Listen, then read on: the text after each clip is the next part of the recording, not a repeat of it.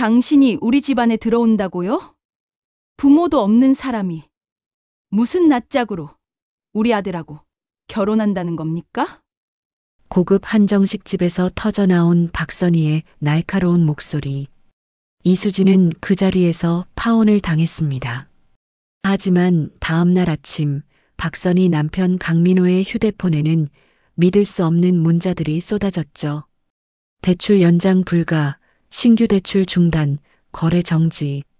50억짜리 건설 프로젝트가 하루아침에 무너져 내렸습니다. 도대체 무슨 일이 벌어진 걸까요?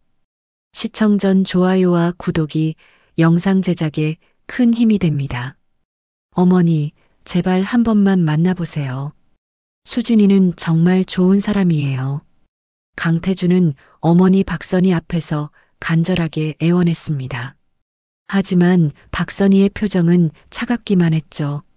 좋은 사람? 부모도 없는 여자가 우리 집안에 들어온다고? 내가 미쳤니? 박선희는 아들의 말을 한마디로 잘라버렸습니다. 거실 소파에 앉아있던 남편 강민호도 고개를 끄덕였어요. 태준아, 결혼은 신중해야 하는 거야. 집안 배경을 모르는 여자와 결혼하면 나중에 문제가 생길 수 있어. 아버지까지 그러시면 어떡해요. 수진이는 대학도 장학금으로 나왔고 회사에서도 인정받는 격리예요. 태주는 3년 동안 사귄 여자친구 이수진을 떠올렸습니다. 고아원에서 자랐지만 누구보다 밝고 성실한 여자였죠. 중소기업 경리로 일하면서도 항상 웃음을 잃지 않던 모습이 좋았습니다. 장학금? 그게 자랑이니? 우리 집안은 3대째 사업하는 집안이야. 내 할아버지 때부터 건설업으로 성공한 집안이라고. 박선희의 목소리는 점점 높아졌습니다. 강민호는 건설회사를 운영하는 중소기업 대표였어요.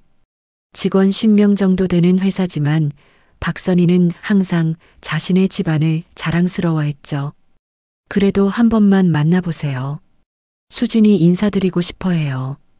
태준의 간청에 박선희는 한숨을 내쉬었습니다. 알았어. 딱 한 번만 만나보지. 대신 내 마음에 안 들면 바로 헤어지는 거다. 서울 강남의 고급 한정식집. 태주는 수진과 함께 예약된 룸으로 들어갔습니다. 수진은 연보라색 원피스를 입고 단정하게 머리를 묶었어요. 손에는 작은 선물 상자를 들고 있었죠. 너무 떨려요, 오빠. 수진의 손이 미세하게 떨렸습니다. 태준이 그 손을 꽉 잡았어요. 괜찮아. 부모님도 수진이 보면 마음 풀리실 거야. 하지만 태준의 예상은 완전히 빗나갔습니다. 박선희와 강민호가 들어서자마자 분위기는 싸늘하게 얼어붙었어요. 안녕하세요. 이수진이라고 합니다. 처음 뵙겠습니다. 수진이 정중하게 인사했습니다. 하지만 박선희는 수진을 위아래로 훑어보기만 할 뿐 대답하지 않았죠. 앉으세요. 강민호가 짧게 말했습니다. 네 사람은 자리에 앉았고 어색한 침묵이 흘렀어요. 종업원이 음식을 가져왔지만 아무도 젓가락을 들지 않았습니다. 수진 씨, 나이가 어떻게 되나요? 박선희가 먼저 입을 열었습니다. 32입니다. 그럼 태준이보다 1살 많네요. 직업은요? 중소기업에서 격리 일을 하고 있습니다. 작은 회사지만 열심히 일하고 있어요. 수진의 목소리는 또렷했습니다. 박선희는 물을 한 모금 마신 후 본론으로 들어갔어요. 부모님은 뭐 하시는 분들인가요? 수진의 얼굴이 굳어졌습니다. 예상했던 질문이었지만 막상 듣고 나니 가슴이 답답했어요. 부모님은 제가 어릴 때 돌아가셨습니다. 그 후로 고아원에서 자랐어요. 방 안의 공기가 순간 얼어붙었습니다. 박선희의 눈썹이 치켜 올라갔어요. 고아원이요? 그럼 집안 내력을 전혀 모르겠네요. 네, 모릅니다. 하지만 학교 다닐 때도 장학금 받으면서 열심히 공부했고 지금도 성실하게 일하고 있습니다. 수지는 최대한 침착하게 대답했습니다. 하지만 박선희의 표정은 점점 차가워졌죠. 장학금으로 공부했다는 게 자랑은 아니잖아요. 결혼은 개인끼리 하는 게 아니라 집안끼리 하는 거예요. 특히 우리 같은 집안은 더더욱 그래요. 어머니, 그런 말씀은 너무 하시는 거 아니에요? 태준이 끼어들었습니다. 하지만 박선희는 아들의 말을 무시했어요. 수진 씨, 솔직히 말할게요. 당신이 우리 집안에 들어온다는 건 말도 안 돼요. 부모도 없고 집안 배경도 없고 재산도 없잖아요. 수진의 눈에 눈물이 맺혔습니다.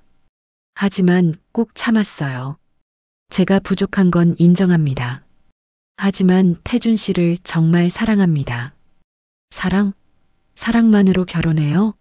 나중에 애 낳고 키우려면 돈이 얼마나 드는데. 게다가 집안 망신까지 당하면서 당신 같은 여자를 며느리로 받을 순 없어요. 박선희의 말은 점점 날카로워졌습니다. 강민호도 거들었어요. 우리 집안은 대대로 사업하는 집안이야.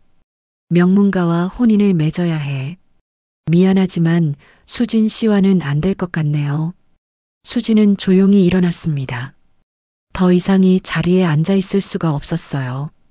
말씀 잘 들었습니다. 시간 내주셔서 감사합니다. 수진아, 잠깐만. 태준이 급히 따라 나섰습니다.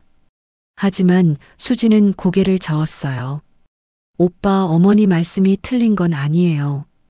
우리는 정말 너무 다른 세상 사람이에요. 아니야. 어머니가 잘못하신 거야.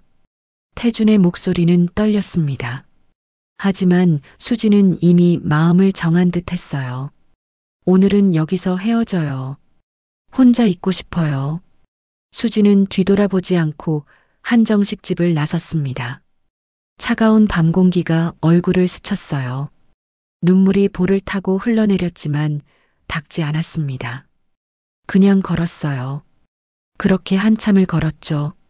작은 원룸에 돌아온 수지는 침대에 털썩 주저앉았습니다. 거울 속 자신의 모습이 초라해 보였어요. 번진 화장, 부은 눈. 괜찮아. 이런 일도 있는 거야. 스스로를 위로했지만 가슴 깊은 곳의 상처는 깊어져만 갔습니다. 휴대폰이 울렸어요. 태준에게서 온 문자였죠. 수진아, 정말 미안해. 조금만 시간을 줘. 부모님 설득할게. 하지만 수진은 답장하지 않았습니다. 어차피 소용없다는 걸 알았거든요. 박선희 같은 사람은 절대 마음을 바꾸지 않을 테니까요. 그날 밤 박선희는 남편 강민호와 마주 앉아 이야기를 나눴습니다. 여보, 태준이 일은 제대로 정리된 거죠? 당연하지. 내가 단호하게 말했잖아.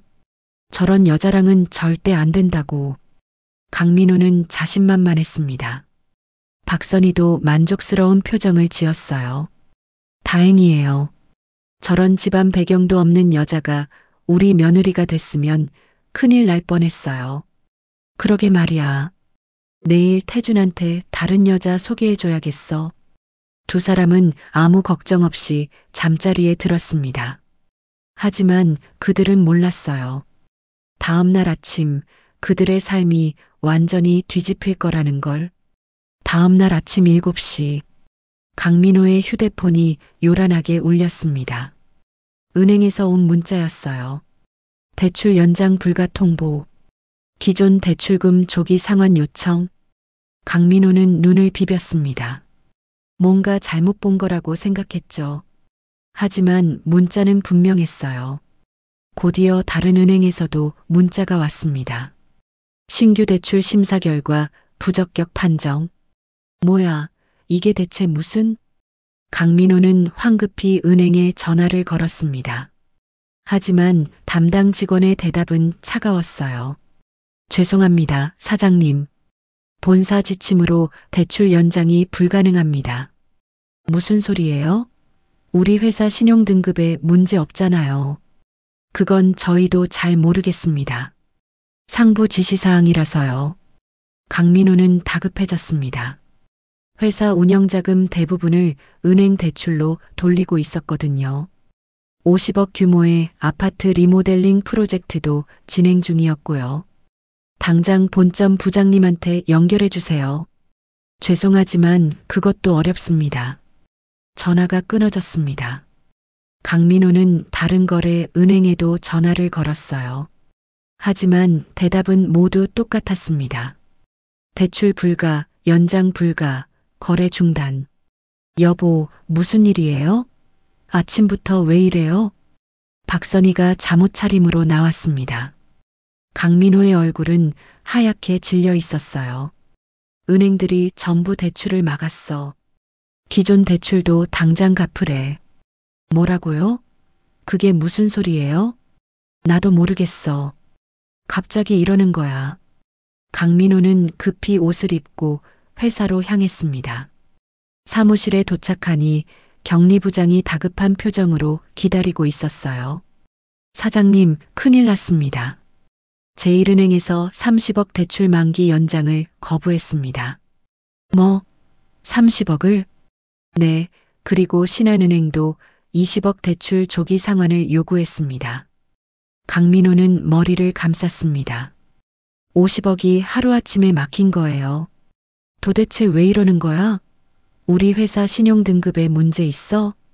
아니요, 신용등급은 정상입니다. 하지만 은행들이 일제히 대출을 중단했습니다. 이건 뭔가 이상했습니다. 한두 개 은행도 아니고 모든 은행이 동시에 대출을 막는다는 건 말이 안 됐어요. 혹시 금융권에 우리 회사 관련해서 특이사항 없었어? 없었습니다. 갑자기 이렇게 된 겁니다. 강민호는 이해할 수 없었습니다. 분명 어제까지만 해도 모든 게 정상이었거든요.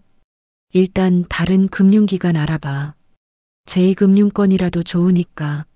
네, 알겠습니다. 하지만 제2금융권도 마찬가지였습니다.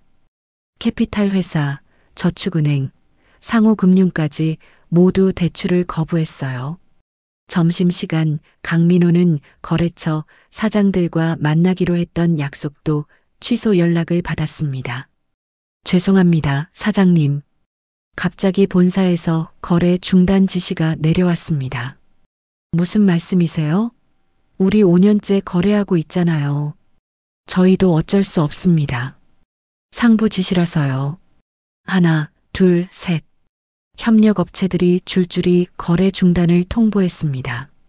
마치 누군가 뒤에서 조종하는 것 같았어요. 오후 3시 강민호는 진행 중인 리모델링 현장으로 갔습니다. 현장 소장이 난감한 표정으로 다가왔어요. 사장님, 자재업체들이 외상 거래를 거부합니다. 현금으로만 거래하겠답니다. 뭐? 갑자기? 네, 오전부터 일제히 연락이 왔습니다. 강민호는 현장을 둘러봤습니다.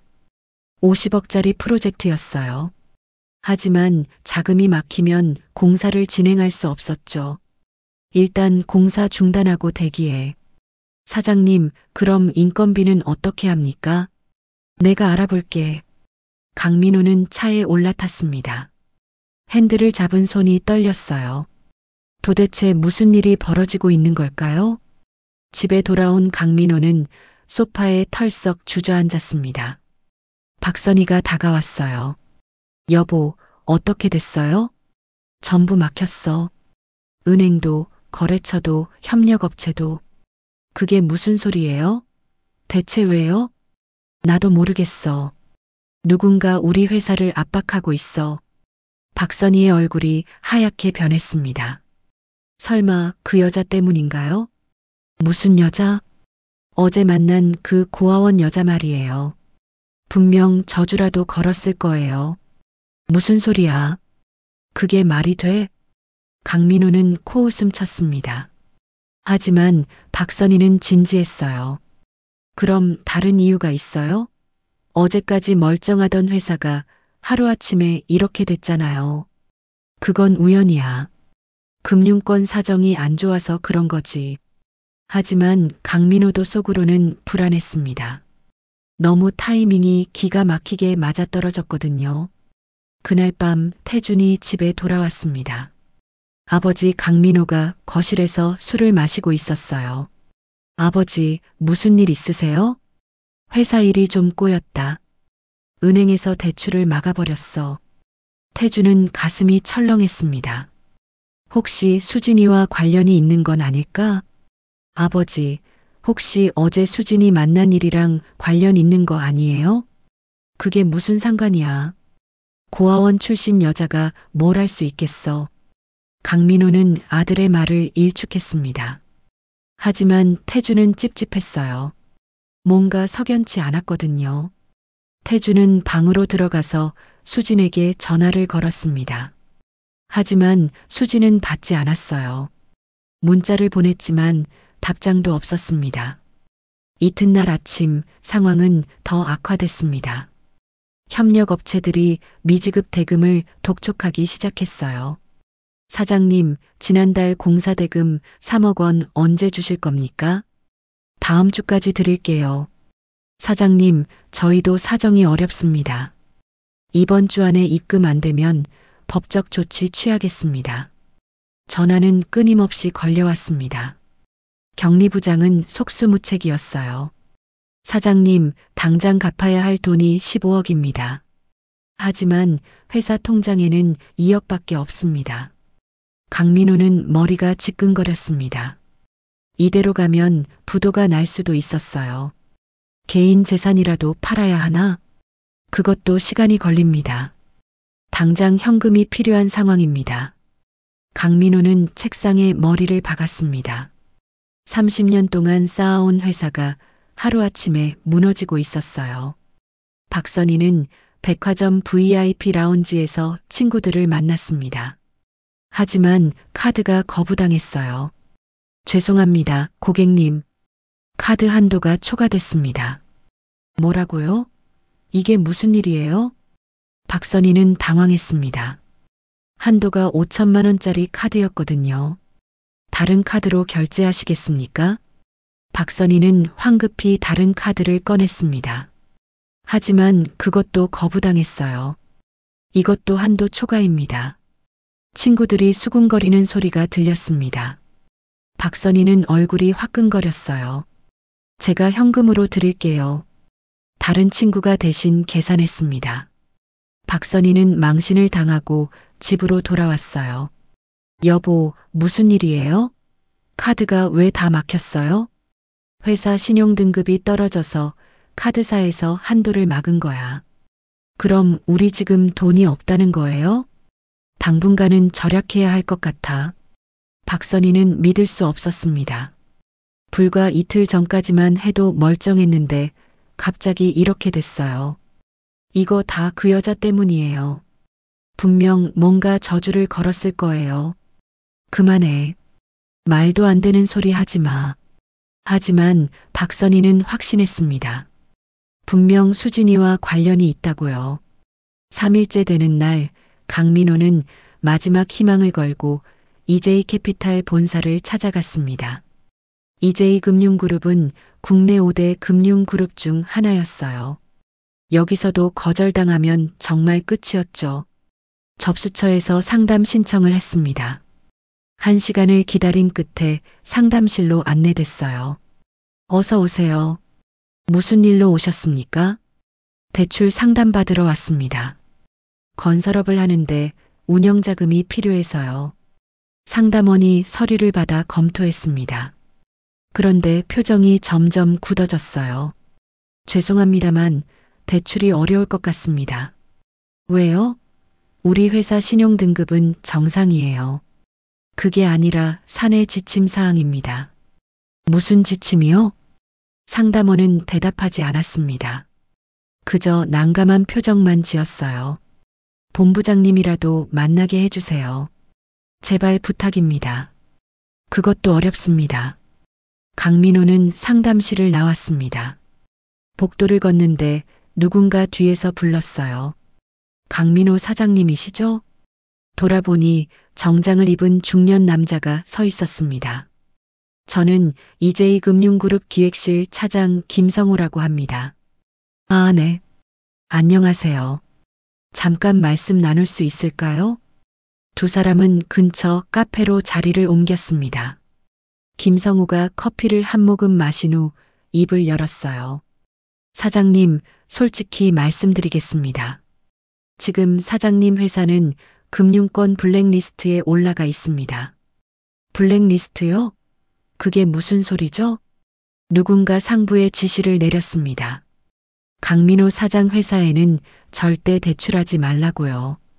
강민호는 충격을 받았습니다. 누가 그런 지시를 내렸습니까? 그건 저도 모릅니다. 아주 높은 분의 지시라는 것만 알고 있습니다. 도대체 왜요? 내가 뭘 잘못했길래요? 김성우는 고개를 저었습니다. 저도 이유는 모릅니다. 다만 사장님이 누군가 건드려선 안 될 사람을 건드린 것 같습니다. 강민호는 머리가 복잡했습니다. 누구를 건드렸다는 걸까요? 혹시 최근에 누구와 사이가 안 좋아진 일 없으십니까? 강민호는 생각해 봤습니다. 거래처와 싸운 적도 없고 누구한테 원한을 산 기억도 없었어요. 그런데 갑자기 3일 전 일이 떠올랐습니다. 아들 여자친구를 만났는데 파혼시켰어요. 고아원 출신이라서요. 그 여자친구 성함이 어떻게 되시죠? 이수진이라고 합니다. 김성우의 표정이 미묘하게 변했습니다. 이수진 씨요? 혹시 나이가 어떻게 되시나요? 32입니다. 김성우는 잠시 생각에 잠겼습니다. 뭔가 아는 게 있는 것 같았어요. 사장님, 한 가지만 여쭤보겠습니다. 그분이 어느 회사에 다니시나요? 중소기업 격리로 일한다고 들었습니다. 회사 이름은요? 글쎄요. 정확히는 모르겠는데. 김성우는 휴대폰을 꺼내 뭔가를 검색했습니다. 그리고 사진 한 장을 보여줬어요. 혹시 이분 아니신가요? 사진 속에는 수진이 있었습니다. 그런데 옆에 한 중년 남자가 함께 서 있었어요.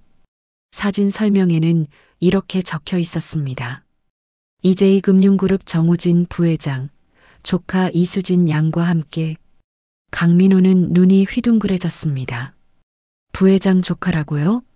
네, 정우진 부회장님의 외조카입니다. 강민호는 머리를 한 대 맞은 것 같았습니다. 고아원 출신이라고 들었는데 재벌가 조카였다니요. 그런데 왜 고아원에서 자랐다고? 부회장님 여동생이 일찍 돌아가셨습니다. 그때 이수진 양이 어렸는데 부회장님이 경제적으로 후원했지만 겉으로는 드러내지 않으셨죠. 왜요? 조카가 평범하게 자라길 원하셨다고 들었습니다. 재벌가 신분이 알려지면 힘들어질 거라고요. 강민호는 식은땀이 흘렀습니다. 자신이 얼마나 큰 실수를 했는지 깨달았어요. 그럼 지금 이 상황은? 부회장님이 조카분 일을 아신 것 같습니다. 그래서 금융권에 압력을 넣으신 거죠. 강민호는 다리에 힘이 풀렸습니다. 어떻게 해야 합니까? 일단 부회장님께 사과부터 드리셔야 할 것 같습니다. 만날 수 있을까요? 그건 쉽지 않을 겁니다. 부회장님이 상당히 화가 나 계신 것 같습니다. 강민호는 카페를 나와 차에 올라탔습니다. 핸들을 잡은 손이 부들부들 떨렸어요. 집에 돌아온 강민호는 박선희에게 모든 걸 설명했습니다. 뭐라고요? 그 여자가 재벌가 조카라고요? 그래. 이제이금융그룹 부회장 외조카야. 박선희는 소파에 주저앉았습니다. 그럼 우리 지금 어떻게 되는 거예요? 부회장한테 사과해야 해. 그래야 풀릴 것 같아. 어떻게 만나요? 그걸 알아봐야지. 강민호는 지인들을 총동원해서 정우진 부회장을 만날 방법을 찾았습니다. 하지만 쉽지 않았어요. 이틀을 매달린 끝에 겨우 면담 약속을 잡았습니다. 면담 날 강민호는 이제이금융그룹 본사 30층 부회장실로 향했습니다. 비서가 안내했어요. 10분만 기다려주세요. 강민호는 대기실에서 초조하게 기다렸습니다. 손바닥에 땀이 나고 심장이 빠르게 뛰었어요. 드디어 부회장실 문이 열렸습니다. 정우진 부회장이 책상에 앉아 서류를 보고 있었어요. 들어오세요. 강민호는 조심스럽게 들어갔습니다. 안녕하십니까? 강민호라고 합니다. 정우진은 서류에서 눈을 떼지 않았습니다. 앉으세요. 강민호는 의자에 앉았습니다. 정우진이 드디어 고개를 들었어요. 차갑고 날카로운 눈빛이었습니다. 무슨 일로 오셨습니까? 부회장님, 제가 큰 실수를 했습니다. 정말 죄송합니다. 어떤 실수를 하셨는데요? 부회장님, 조카분을 모욕했습니다. 정말 몰라서 그랬습니다. 정우진의 표정이 차갑게 굳어졌습니다. 몰라서 그랬다고요? 그럼 알았으면 존중했다는 말씀인가요? 강민호는 할 말이 없었습니다. 사람을 대할 때는 신분이 아니라 인격으로 대해야 하는 거 아닙니까? 정말 죄송합니다. 제 조카가 얼마나 힘들게 살아왔는지 아십니까? 부모 없이 자라면서도 꿋꿋하게 살아온 아이를 당신은 집안 배경이 없다고 모욕했어요. 정우진의 목소리는 차갑고 단호했습니다. 부회장님, 제발 용서해 주십시오. 회사가 망하면 직원들은 어떻게 합니까? 그건 당신이 알아서 할 일이죠. 강민호는 무릎을 꿇었습니다. 제발 부탁입니다. 한 번만 기회를 주십시오. 정우진은 강민호를 내려다봤습니다. 한참을 침묵하더니 입을 열었어요. 제 조카한테 직접 사과하세요. 그리고 진심으로 뉘우치는 모습을 보이세요. 그럼 생각해 보겠습니다. 강민호는 고개를 숙였습니다. 감사합니다. 꼭 그렇게 하겠습니다. 강민호는 수진을 만나기 위해 그녀가 다니는 회사로 찾아갔습니다. 하지만 경비실에서 막혔어요. 방문 예약이 있으신가요? 아니요. 하지만 급한 일이 있어서 이수진 씨를 만나야 합니다. 죄송하지만 예약 없이는 출입이 불가능합니다. 강민호는 회사 앞에서 수진을 기다리기로 했습니다. 점심시간이 되자 직원들이 나왔어요. 그 중에 수진도 있었습니다. 수진 씨, 강민호가 다가갔습니다. 수진은 강민호를 보고 놀랐어요. 어머니, 아버지, 여기 왜 오셨어요? 할 말이 있어서 왔어. 잠깐 시간 좀 내줄 수 있어? 수진은 망설였습니다. 하지만 거절할 수 없었어요. 알겠습니다. 근처 카페로 가시죠. 두 사람은 조용한 카페로 갔습니다. 자리에 앉자 강민호가 먼저 입을 열었어요. 수진 씨, 정말 죄송해요. 내가 너무 큰 실수를 했어.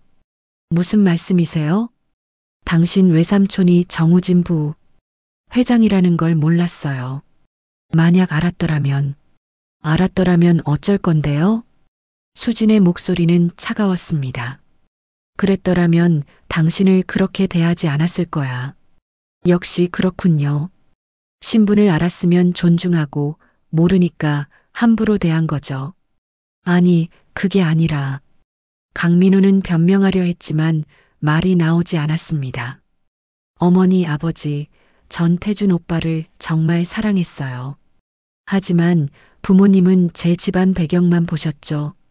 사람 자체는 안 보셨어요. 미안해. 지금 사과하시는 건 제 신분을 알아서잖아요. 진심이 아니에요. 수진의 말에 강민호는 할 말이 없었습니다. 맞아. 내가 잘못했어. 하지만 지금이라도 사과하고 싶어. 늦었어요. 이미 상처받았어요. 수진은 자리에서 일어났습니다. 그리고 외삼촌한테는 제가 따로 말씀드릴게요. 회사 일은 풀어드리겠습니다. 정말? 강민호의 눈에 희망이 보였습니다. 하지만 조건이 있어요. 무엇이든 하겠어. 태준 오빠와는 완전히 끝낸다는 걸 인정해 주세요. 그리고 다신 저를 찾아오지 마세요. 강민호는 고개를 끄덕였습니다. 알았어. 약속할게. 수진은 카페를 나갔습니다. 강민호는 자리에 남아 한참을 앉아 있었어요. 자신이 얼마나 큰 실수를 했는지 뼈저리게 느꼈습니다. 그날 저녁 박선희는 명품 가방을 인터넷 중고 사이트에 올렸습니다. 당장 현금이 필요했거든요. 3천만 원짜리 가방이었지만 1,000만 원에 급매로 올렸어요. 친구 한 명이 전화를 걸어왔습니다. 선희야, 내가 가방 판다며? 무슨 일 있어? 아니, 그냥 안 쓰는 거 정리하는 거야. 그래. 그런데 요즘 남편 회사 안 좋다는 소문 들었는데. 박선희는 얼굴이 화끈거렸습니다. 무슨 소리야? 우리 회사 잘만 돌아가. 그래. 다행이다. 나 걱정했잖아. 전화를 끊은 박선희는 한숨을 내쉬었습니다. 소문이 벌써 퍼진 거예요. 강민호가 집에 돌아왔습니다. 박선희가 급히 다가갔어요.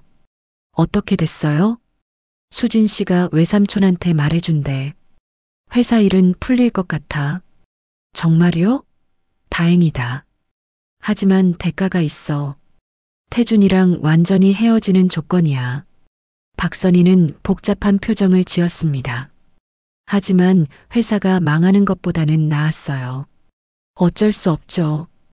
그렇게 하세요. 그날 밤 태준이 집에 돌아왔습니다.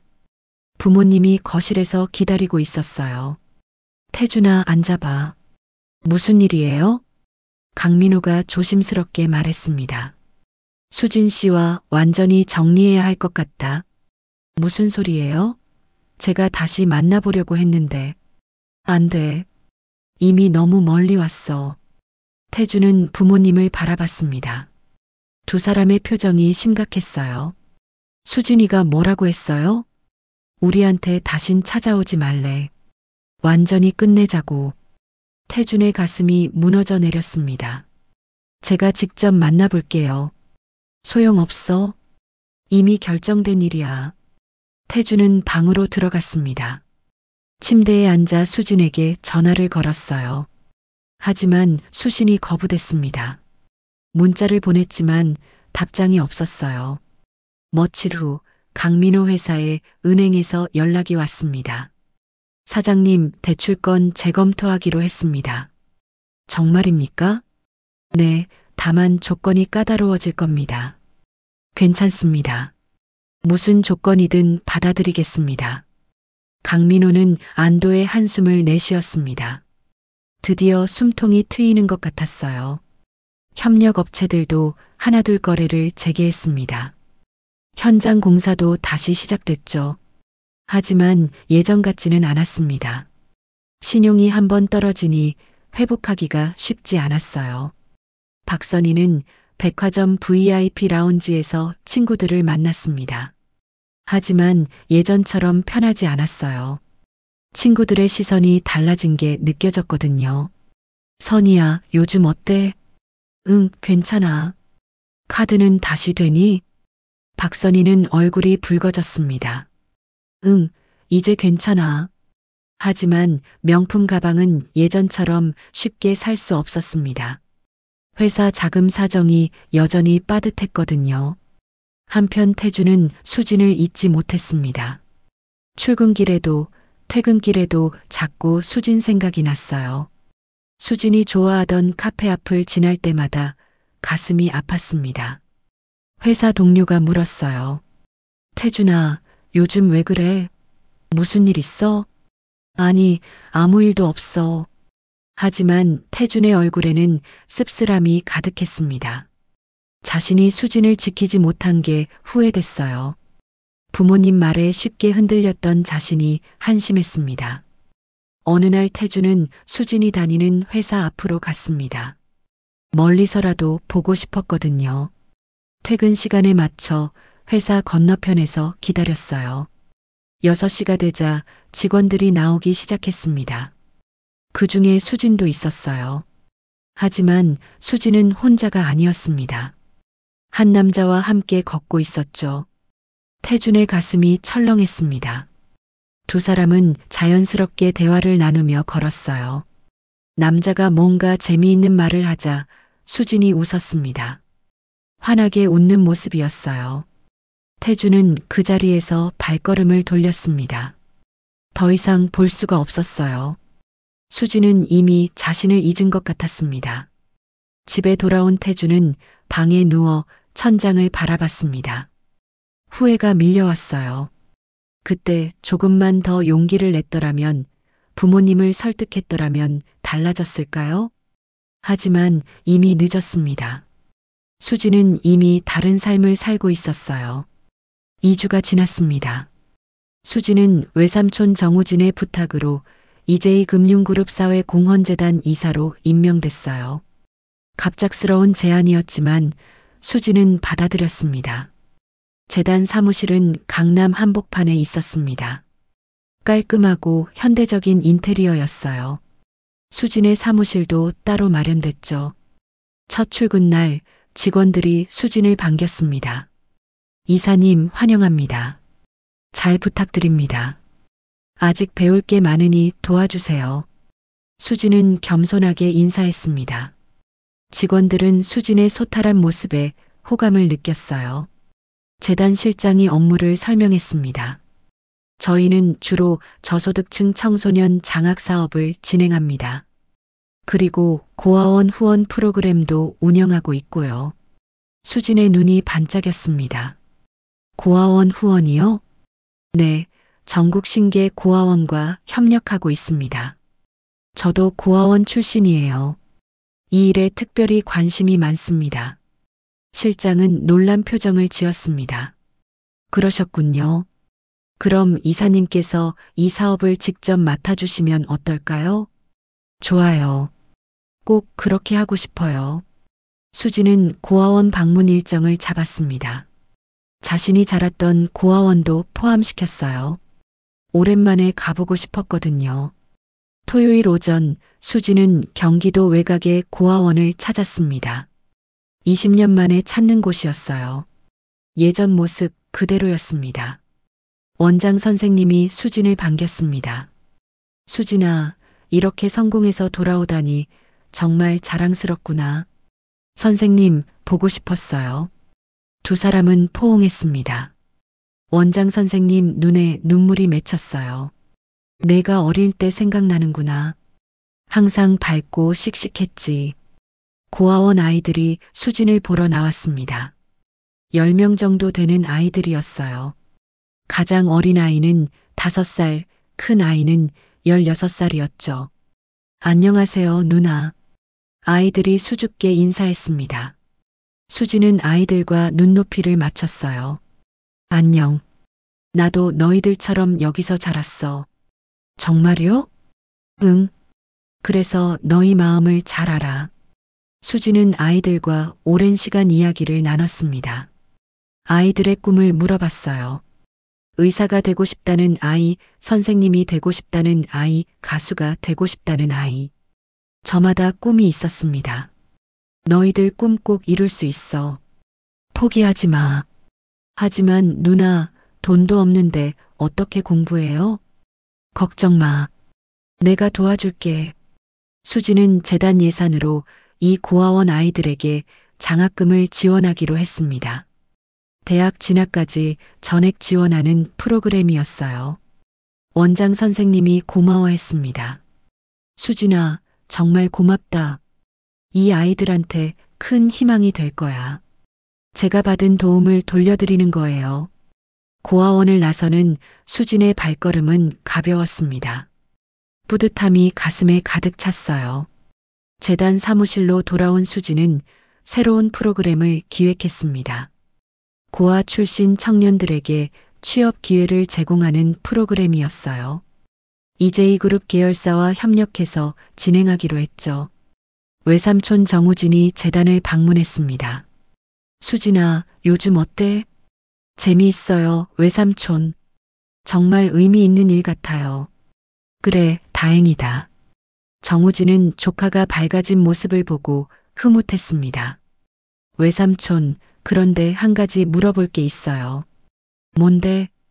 왜 제 신분을 숨기셨어요? 어렸을 때부터 후원해 주셨으면서. 정우진은 잠시 망설이다 말했습니다. 내가 평범하게 자라길 바랐어. 재벌가 조카라는 걸 알면 주변 시선이 달라지잖아. 그런 게 부담이 될까봐. 수지는 외삼촌의 마음을 이해했습니다. 고마워요, 외삼촌. 덕분에 세상을 제대로 배웠어요. 내가 강하게 자라줘서 고마워. 두 사람은 따뜻한 시간을 보냈습니다. 한편 강민호의 회사는 겉보기에는 정상으로 돌아온 것처럼 보였습니다.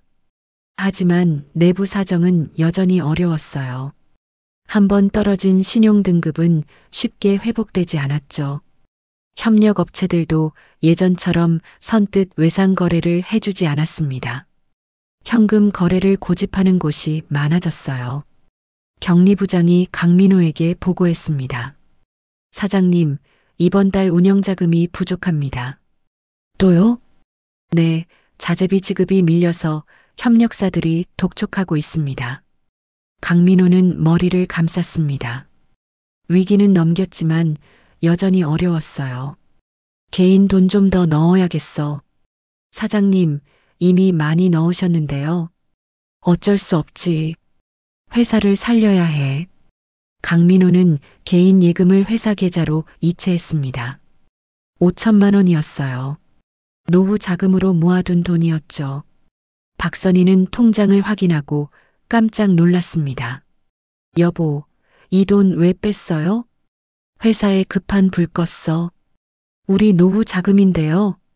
지금은 회사가 더 급해. 박선희는 한숨을 내쉬었습니다. 예전 같으면 상상도 못할 일이었어요. 그날 밤 박선희는 옷장을 정리했습니다. 명품 옷들이 가득했어요. 하지만 이제는 입을 일이 없었습니다. 친구들 만나는 것도 부담스러웠거든요. 한 친구가 전화를 걸어왔습니다. 선희야, 다음 주에 백화점 세일 가자. 미안해. 나 요즘 좀 바빠. 또, 요즘 맨날 바쁘다며? 박선희는 변명을 늘어놨습니다. 하지만 진짜 이유는 달랐어요. 돈이 없어서였죠.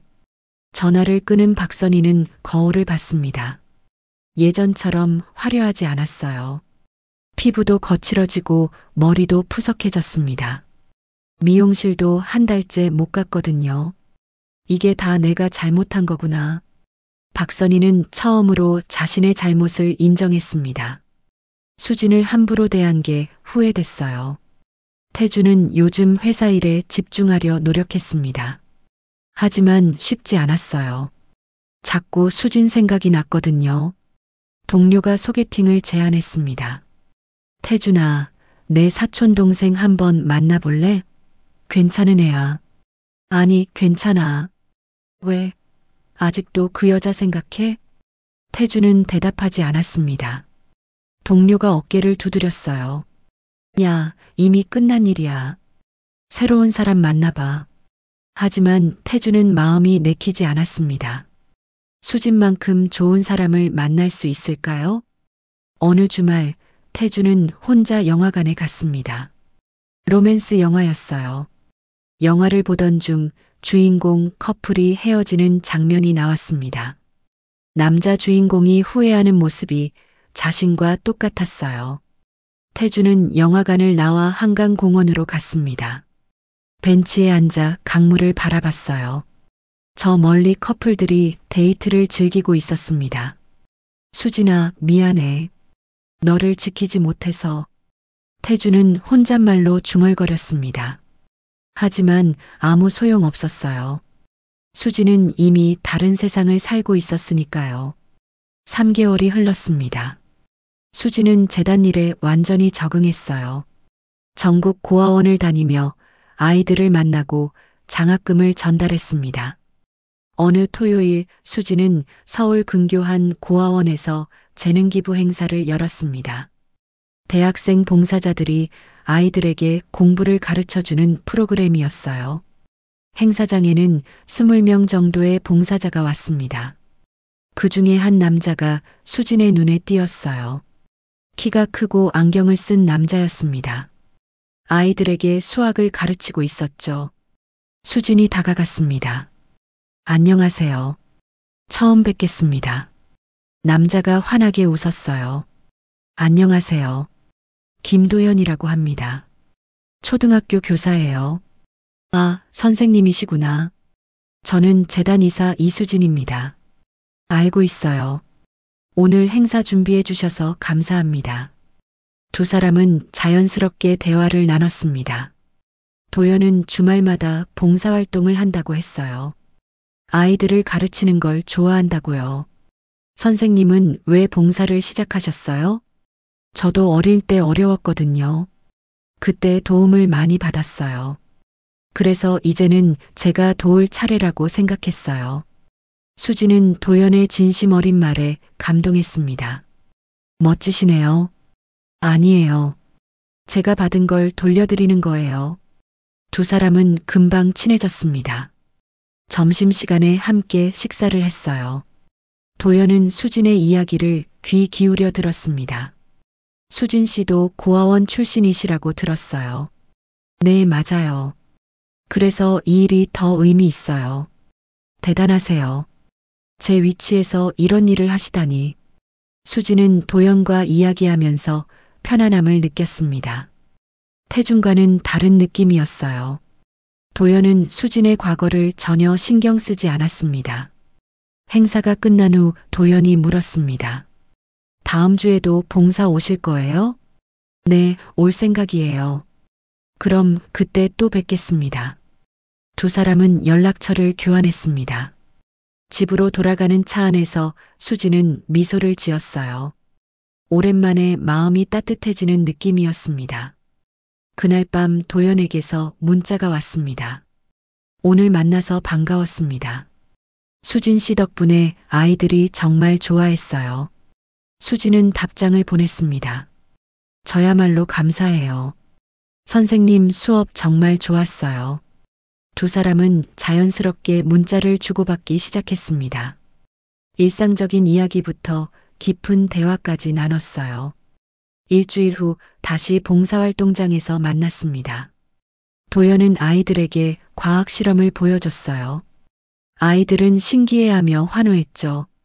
우와, 선생님 대단해요. 수진도 아이들과 함께 실험을 지켜봤습니다. 도연의 모습이 정말 멋있어 보였어요. 행사가 끝난 후 도연이 물었습니다. 수진 씨, 혹시 시간 있으면 커피 한잔 할까요? 좋아요. 두 사람은 근처 카페로 갔습니다. 창가 자리에 앉았어요. 따뜻한 햇살이 들어왔습니다. 수진 씨, 궁금한 게 있는데 물어봐도 돼요? 네, 뭐든지요. 외삼촌이 재벌이시면서 왜 고아원에서 자라셨어요? 수지는 자신의 이야기를 천천히 풀어놨습니다. 부모님이 일찍 돌아가신 일, 외삼촌이 신분을 숨기고 후원해 준 일, 그리고 최근에 알게 된 일까지. 도연은 조용히 들었습니다. 중간에 끼어들지 않았어요. 힘드셨겠어요. 괜찮아요. 덕분에 강해졌어요. 정말 멋진 분이세요. 도연의 진심 어린 말에 수지는 얼굴이 붉어졌습니다. 선생님도 멋지세요. 아이들을 위해 봉사하시잖아요. 제가 받은 걸 나누는 거예요. 두 사람은 해가 질 때까지 이야기를 나눴습니다. 시간 가는 줄 몰랐어요. 그날 이후 수진과 도연은 자주 만났습니다. 봉사활동도 함께하고 영화도 보러 갔어요. 식사도 자주 했죠. 한 달쯤 지났을 때 도연이 고백했습니다. 수진 씨, 저 솔직히 말할게요. 수진 씨가 좋아요. 수진은 놀랐습니다. 예상은 했지만 막상 듣고 나니 떨렸어요. 저도 선생님이 좋아요. 정말요? 네, 정말이요. 두 사람은 손을 맞잡았습니다. 새로운 시작이었어요. 한편 강민호의 회사는 여전히 어려웠습니다. 신규 프로젝트를 따내기가 쉽지 않았어요. 한번 실추된 평판은 회복하기 힘들었죠. 회사 직원들도 하나둘 그만뒀습니다. 월급 지급도 자주 밀렸거든요. 50명이던 직원은 30명으로 줄었어요. 격리부장이 강민호에게 말했습니다. 사장님, 이대로는 안 됩니다. 구조조정이 필요합니다. 알아. 하지만 직원들 생각하면 사장님 마음은 압니다. 하지만 회사가 살아야 직원들도 살아요. 강민호는 고민 끝에 결단을 내렸습니다. 사무실을 줄이고 직원도 더 줄이기로 했어요. 박선희는 백화점 문화센터 강좌도 끊었습니다. 수강료가 부담됐거든요. 친구 모임에도 나가지 않았어요. 회비 내는 게 힘들었습니다. 어느 날 친구가 찾아왔습니다. 선희야, 요즘 왜 연락도 안 해? 무슨 일 있어? 아니, 그냥 바빠서. 거짓말. 내 남편 회사 어렵다며? 다들 알고 있어. 박선희는 할 말이 없었습니다. 맞아. 요즘 좀 어려워. 왜 진작 말 안 했어? 친구 사이잖아. 미안해. 부끄러워서. 친구가 박선희의 손을 잡았습니다. 선희야, 힘들 때 친구가 있는 거야. 혼자 끙끙 앓지 마. 박선희는 눈물이 났습니다. 그동안 혼자 버티느라 힘들었거든요. 고마워. 그날 박선희는 친구에게 모든 걸 털어놨습니다. 수진을 모욕한 일, 회사가 어려워진 일, 지금까지의 고생까지. 내가 그런 실수를 하다니. 사람은 신분으로 판단하면 안 되는데. 알아. 이제는 알아. 박선희는 진심으로 후회했습니다. 태주는 우연히 수진을 봤습니다. 강남역 근처에서였어요. 수진은 한 남자와 함께 걷고 있었습니다. 행복해 보였어요. 태주는 멀리서 지켜봤습니다. 수진이 웃는 모습이 예전보다 더 밝았어요. 남자도 수진을 다정하게 대했습니다. 태주는 발걸음을 돌렸습니다. 이제 정말 놓아줘야 할 때였어요. 집에 돌아온 태주는 수진의 사진을 모두 지웠습니다. 문자도 삭제했어요. 이제 앞으로 나아갈 때였습니다. 6개월이 흘렀습니다. 수진과 도연의 관계는 깊어졌어요. 주말마다 함께 봉사활동을 하고 평일에는 데이트를 즐겼습니다. 어느 날 도연이 수진을 특별한 장소로 데려갔습니다. 남산타워였어요. 왜 여기로 왔어요? 오늘이 우리 사귄 지 100일이잖아요. 수진은 깜짝 놀랐습니다. 벌써 100일이나 됐다니요. 정말 빠르네요. 도연은 주머니에서 작은 상자를 꺼냈습니다. 수진 씨, 이거 받아주세요. 상자를 열어보니 예쁜 목걸이가 들어 있었습니다. 하트 모양의 펜던트였어요. 고마워요. 정말 예뻐요. 앞으로도 잘 부탁해요. 두 사람은 남산타워 전망대에서 서울 야경을 바라봤습니다. 빛나는 도시의 불빛이 아름다웠어요. 수진 씨, 우리 이대로 계속 함께하면 안 될까요? 무슨 말씀이세요? 도연은 무릎을 꿇었습니다. 주머니에서 작은 상자를 또 꺼냈어요. 반지 상자였습니다. 수진 씨, 저와 결혼해 주시겠어요? 수진은 눈물이 났습니다. 행복의 눈물이었어요. 네, 좋아요. 정말요? 네, 정말이요. 도연은 수진의 손가락에 반지를 끼워줬습니다. 주변 사람들이 박수를 쳤어요. 두 사람은 서로를 꼭 안았습니다. 이제 새로운 미래가 시작되는 거였어요. 다음 날 수진은 외삼촌 정우진에게 소식을 전했습니다. 외삼촌, 저 결혼해요. 정말? 누구랑? 초등학교 선생님이에요. 김도연이라고요. 정우진은 조카의 행복한 표정을 보고 미소 지었습니다. 좋은 사람 만났구나. 축하한다. 외삼촌도 만나보실래요? 당연하지. 언제 한번 식사하자. 일주일 후 세 사람은 한 식당에서 만났습니다. 정우진은 도연을 꼼꼼히 살펴봤어요. 도연 씨, 직업이 교사라고 들었습니다. 네, 초등학교에서 아이들을 가르치고 있습니다. 수진이를 어떻게 만났나요? 봉사활동에서 만났습니다. 수진 씨가 재단 행사를 열어서요. 정우진은 도연의 진심을 느꼈습니다. 눈빛이 정직했어요. 수진이를 행복하게 해줄 수 있겠어요? 최선을 다하겠습니다. 평생 소중히 모시겠습니다. 정우진은 고개를 끄덕였습니다. 좋아요. 결혼 축복합니다. 수지는 외삼촌께 감사했습니다. 진심으로 인정해 주는 게 느껴졌거든요. 결혼식은 소박하게 하기로 했습니다. 화려한 예식장 대신 작은 교회에서 하기로 했어요.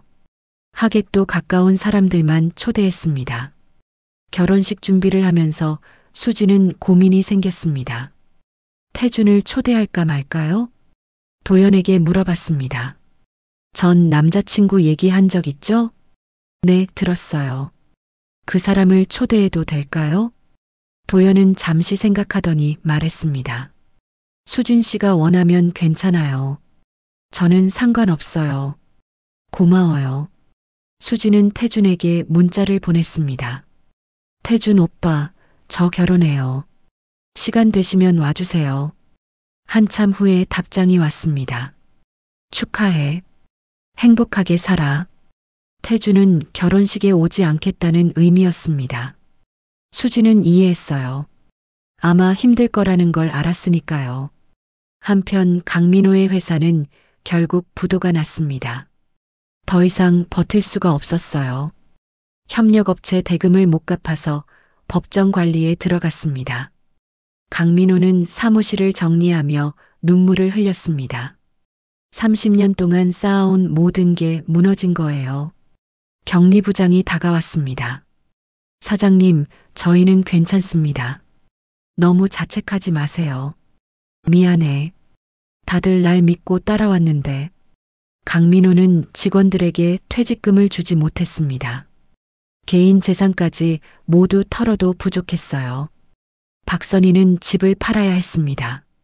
강남 아파트였는데 금매로 내놨어요. 빚을 갚고 나니 남는 돈이 별로 없었습니다. 우리 이제 어디서 살아요? 일단 전세로 작은 집 구하자. 두 사람은 강남을 떠나 경기도 외곽으로 이사했습니다.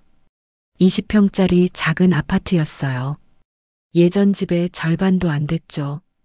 박선희는 집안일을 하며 눈물을 흘렸습니다. 이게 다 자신의 잘못 때문이라는 걸 알았어요. 태준은 부모님을 도와야 했습니다. 회사를 그만두고 작은 사업을 시작했어요. 편의점이었습니다. 하루 종일 서서 일하는 게 힘들었습니다. 하지만 가족을 위해 참았어요. 어느 날 손님 중에 아는 얼굴이 있었습니다. 예전 회사 동료였어요. 태준아, 여기서 뭐해? 편의점 운영하고 있어. 그래, 많이 힘들겠다. 괜찮아. 태준은 억지로 웃었지만 속은 쓰라렸습니다. 그날 밤 태준은 수진 SNS를 봤습니다. 결혼 준비하는 사진이 올라와 있었어요. 행복한 미소가 가득했습니다. 태준은 휴대폰을 내려놨습니다. 이제 정말 끝이라는 걸 받아들였어요. 결혼식 날이 밝았습니다. 수지는 하얀 웨딩드레스를 입었어요. 간결하지만 우아한 디자인이었습니다. 외삼촌 정우진이 수진의 팔을 잡았습니다. 준비됐니? 네, 외삼촌. 감사해요. 내가 더 고마워. 이렇게 좋은 사람 만나줘서. 음악이 울려 퍼졌습니다. 수지는 외삼촌과 함께 천천히 입장했어요. 하객들이 일어나 박수를 쳤습니다. 10명 정도 되는 사람들이었어요. 고아원 아이들도 왔고 재단 직원들도 왔습니다. 도연이 재단 앞에서 수진을 기다리고 있었습니다. 수진이 가까이 다가오자 눈물을 글썽였어요. 정말 예뻐요. 도연의 목소리는 떨렸습니다. 정우진이 수진의 손을 도연에게 건넸습니다. 이 아이 잘 부탁합니다. 평생 소중히 여겨주세요. 네, 꼭 그렇게 하겠습니다. 도연이 진심을 담아 대답했습니다. 주례자가 단상에 올라 결혼식을 시작했어요. 결혼은 두 사람이 만나 하나가 되는 약속입니다. 서로 사랑하고 존중하며 평생을 함께 하겠다는 다짐이죠. 오늘 이 자리에 모인 이수진 씨와 김도연 씨는 그 아름다운 약속을 맺으려 합니다. 하객들이 조용히 귀를 기울였습니다. 도연 씨, 이수진 씨를 평생 사랑하고 보호하시겠습니까? 네, 맹세합니다. 도연의 목소리는 확고했습니다. 수진 씨, 김도연 씨와 평생 함께 하시겠습니까? 네, 맹세합니다. 수진의 목소리도 떨리지 않았습니다. 반지 교환이 시작됐어요. 도연이 수진의 손가락에 반지를 끼우며 말했습니다. 수진 씨, 당신의 과거도 현재도 미래도 모두 사랑합니다. 수진도 도연의 손가락에 반지를 끼워줬어요. 도연 씨, 당신과 함께라면 어떤 시련도 이겨낼 수 있어요. 주례자가 선언했습니다. 이제 두 사람은 부부입니다. 입맞춤하세요. 도연이 수진을 부드럽게 안고 입맞춤했습니다. 하객들이 환호하며 박수를 쳤어요. 그때 교회 문이 열렸습니다. 누군가 조용히 들어왔어요. 태준이었습니다. 태준은 맨 뒷자리에 조용히 앉았습니다. 수진의 행복한 모습을 멀리서 지켜봤어요. 가슴이 아팠지만 동시에 안도했습니다. 수진이 좋은 사람을 만났다는 게 다행이었거든요. 식이 끝나고 하객들이 신랑 신부에게 축하 인사를 건넸습니다. 고아원 아이들도 다가왔어요. 누나, 축하해요. 고마워. 너희도 나중에 좋은 사람 만나. 수진은 아이들을 하나하나 안아줬습니다. 재단 직원들도 축하했어요. 이사님, 정말 아름다우세요. 고마워요. 여러분 덕분에 여기까지 왔어요. 정우진이 신랑 신부에게 다가왔습니다. 수진아, 정말 축하한다. 도연 씨도 수진이 잘 부탁해요. 감사합니다, 부회장님. 평생 행복하게 해드리겠습니다. 그때 태준이 조심스럽게 다가왔습니다. 수진과 눈이 마주쳤어요. 수진아, 축하해. 오빠 와줘서 고마워요. 행복하게 살아. 오빠도요.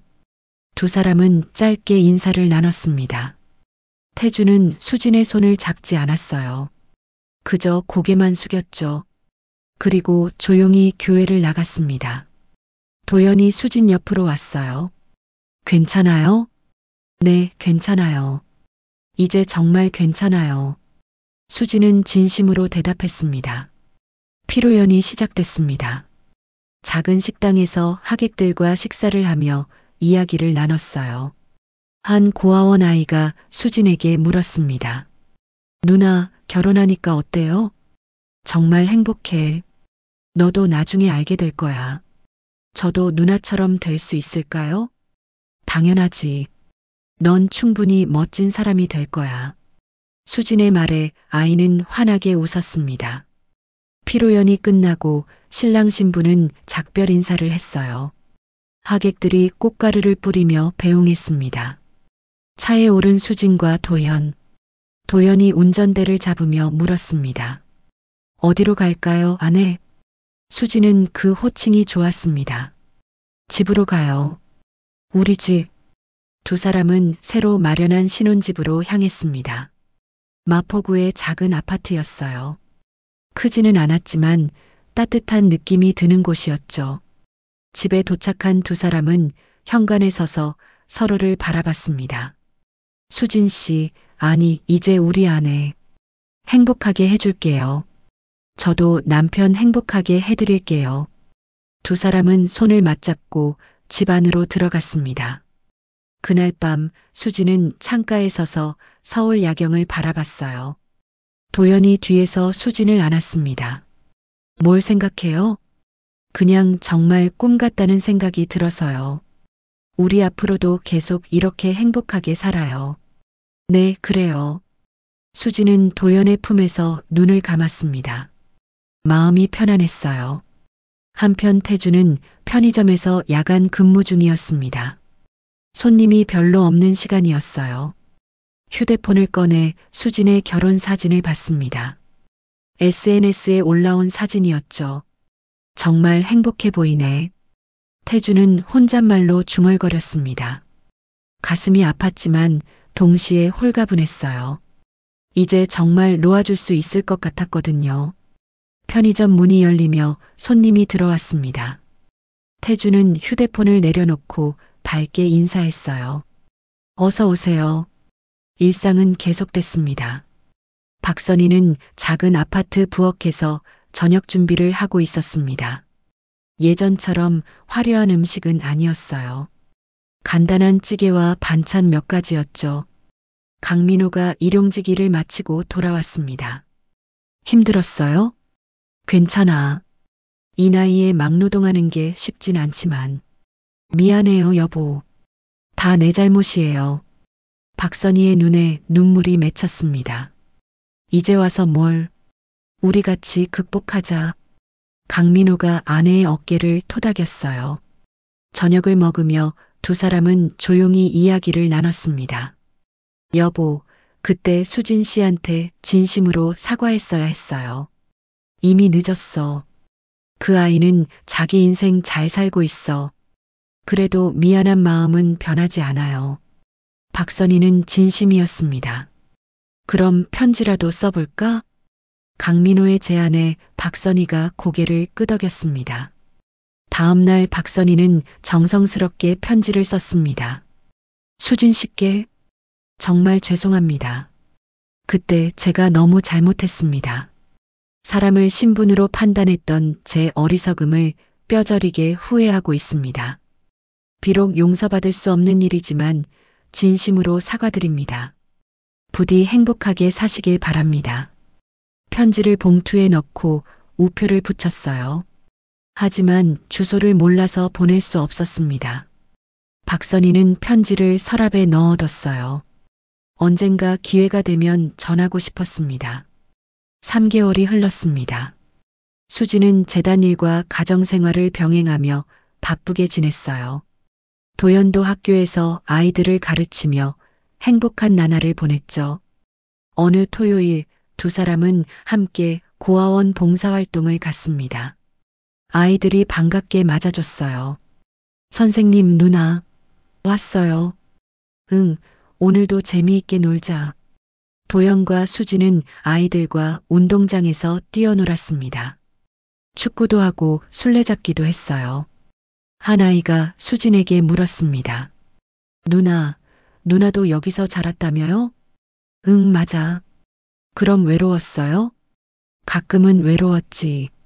하지만 친구들이 있어서 괜찮았어. 저도 누나처럼 강해질 수 있을까요? 수지는 아이를 안아줬습니다. 당연하지. 넌 이미 충분히 강한 아이야. 봉사활동이 끝나고 집으로 돌아가는 길, 도연이 말했습니다. 당신 정말 대단해요. 뭐가요? 이렇게 어려운 환경을 극복하고 다른 사람들까지 도우니까요. 저는 그냥 받은 걸 돌려드리는 거예요. 그게 쉬운 일이 아니에요. 도연은 아내가 자랑스러웠습니다. 그날 저녁 수지는 외삼촌 정우진에게서 전화를 받았어요. 수진아, 내일 시간 있니? 네, 외삼촌. 무슨 일이세요? 집으로 놀러와. 할 얘기가 있어. 다음 날 수진과 도연은 정우진의 집을 방문했습니다. 평창동의 넓은 저택이었어요.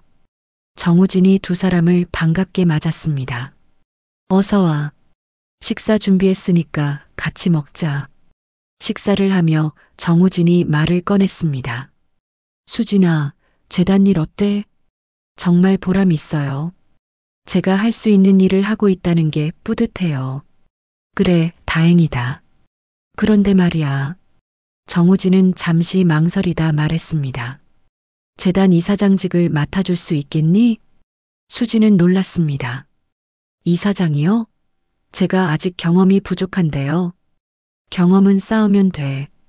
내가 이 일에 가장 진심이라는 걸 알아. 그게 중요한 거야. 수진은 도연을 바라봤습니다. 도연이 고개를 끄덕였어요. 당신이 하고 싶은 대로 해요. 수진은 결심했습니다.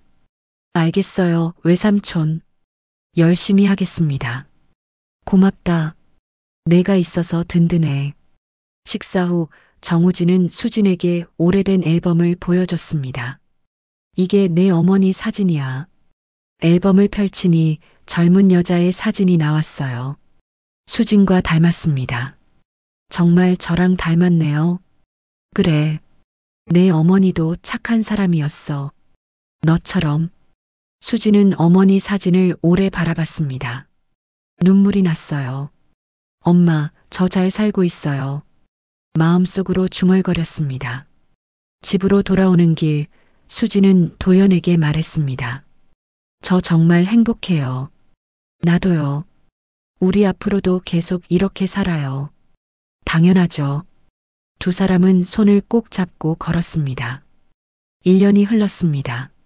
수진은 재단 이사장이 됐고 전국 100개 고아원과 협력하며 장학 사업을 확대했어요. 1000명이 넘는 아이들이 혜택을 받았습니다. 도연도 교감으로 승진해서 학교에서 인정받았어요. 두 사람의 삶은 평범하지만 행복했습니다. 어느 날 수지는 임신 소식을 알게 됐어요. 병원에서 확인한 결과 8주였습니다. 도연에게 전화를 걸었습니다. 여보, 지금 어디예요? 학교에 있는데. 왜? 집으로 빨리 와요. 할 말이 있어요. 무슨 일이야? 목소리가 왜 그래? 좋은 일이에요. 빨리 와요. 도연은 서둘러 집으로 돌아왔습니다. 수진이 현관에서 기다리고 있었어요. 무슨 일이에요? 수진은 초음파 사진을 건넸습니다. 우리 아기예요. 도연은 사진을 보고 눈물을 글썽였습니다. 정말요? 우리 아기? 네, 8주래요. 도연은 수진을 꽉 안았습니다. 고마워요. 정말 고마워요. 두 사람은 한참을 안고 있었습니다. 그날 밤 수진은 미래를 상상했습니다. 아이가 건강하게 자라서 행복한 삶을 살기를 바랐어요. 창밖을 바라보며 중얼거렸습니다.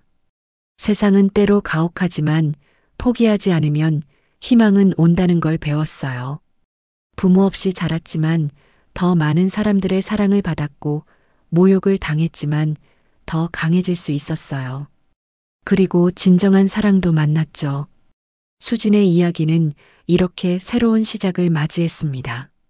오늘 이야기 좋으셨다면 구독, 댓글, 알람 설정 부탁드립니다. 여러분의 소중한 댓글 하나가 영상 제작에 큰 힘이 됩니다. 감사합니다.